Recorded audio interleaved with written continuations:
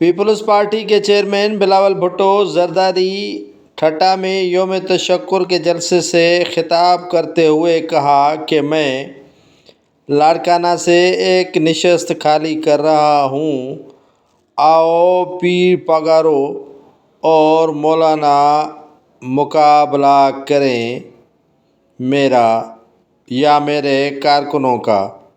Peoples party کے chairman Bilawal Bhutto Zardari نے کہا کہ پیر صاحب پگارو کے والد گرامی سے میرے کارکن نے نشست جیت لی تھی، ایک مرتبہ نہیں 2 مرتبہ۔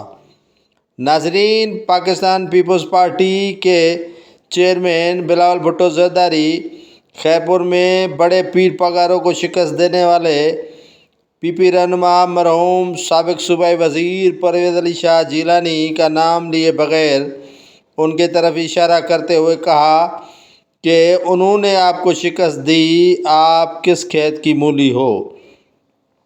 پیر پگاروں کو للکارتے ہوئے کہا کہ پیر صاحب، آپ کے چھوٹے بھائی پیر صدرالدین شاہ راشدی نے ہم سے اتحاد کے لیے کئی پیغامات بھیجے، لیکن پیپلز پارٹی نے انکار کر دیا۔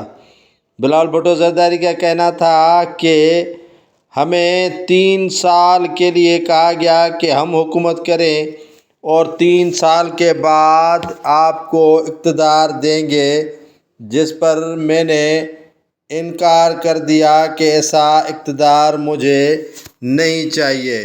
بلاول بھٹو زرداری کا کہنا تھا کہ میں 2 سال کے لیے وزیر اعظم نہیں بنوں گا، میں نے منع کر دیا۔ بلاول بھٹو زرداری کا کہنا تھا کہ جو ہم سے ووٹ مانگنے آئے ہیں ان سے وزارتیں بھلا کیسے مانگیں گے، عوام کا فائدہ دیکھیں گے، جس کے بعد ہی فیصلہ کریں گے۔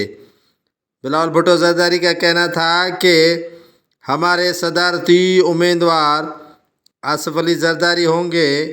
پاکستان میں عام انتخابات کے روز سوشل میڈیا تک یعنی ایکس تک رسائی بھی محدود کر دی گئی۔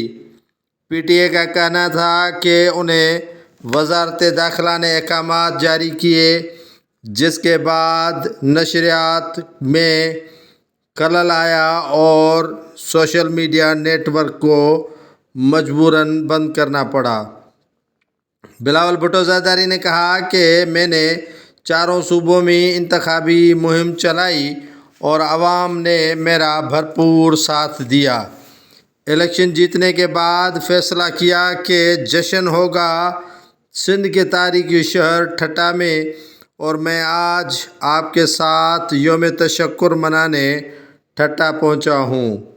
بلاول بھٹو زرداری کا کہنا تھا کہ میں اس طرح کا وزیر اعظم نہیں بننا چاہتا جس طرح دوسری جماعت وزیر اعظم بننا چاہتی ہے۔